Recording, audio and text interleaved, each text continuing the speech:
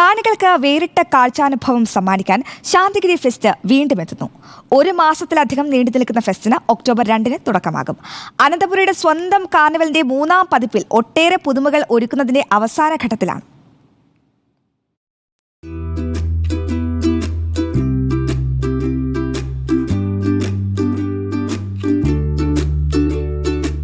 ശാന്തിഗിരി ആശ്രമത്തിന്റെ പ്രവേശന കവാടത്തിന് സമീപമുള്ള അതിവിശാലമായ ജലസംഭരണിക്ക് ചുറ്റുമാണ് ഇത്തവണ കാർണിവൽ ഒരുക്കുന്നത്. ജലാശയത്തിലെ മ്യൂസിക്കൽ വാട്ടർ ഫൗണ്ടനും പ്രകാശവിന്യാസവും ഹാപ്പിനെസ് പാർക്കും പ്രധാന ആകർഷണമാകും.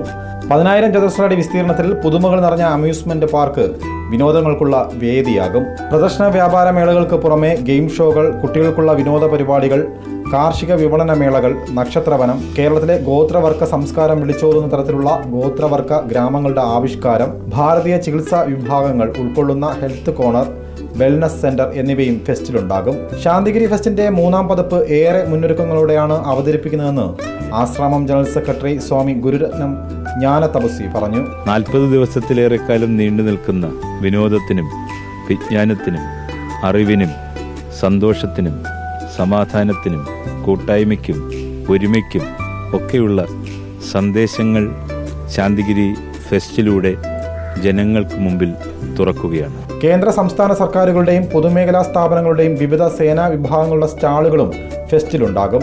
5000-ലധികം പേരെ ഉൾക്കൊള്ളുന്ന ഓപ്പൺ എയർ ഓഡിറ്റോറിയത്തിന്റെ നിർമ്മാണം പുരോഗമിക്കുകയാണ്.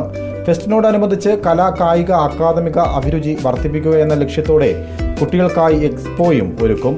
അവധി ദിവസങ്ങളിൽ ഉച്ചയ്ക്ക് 12 മണി മുതൽ രാത്രി 10 മണി വരെയും, പ്രവൃത്തി ദിനങ്ങളിൽ വൈകിട്ട് 3 മണി മുതൽ രാത്രി 10 മണി വരെയുമാകും പ്രവേശനം. റിപ്പോർട്ടർ, തിരുവനന്തപുരം.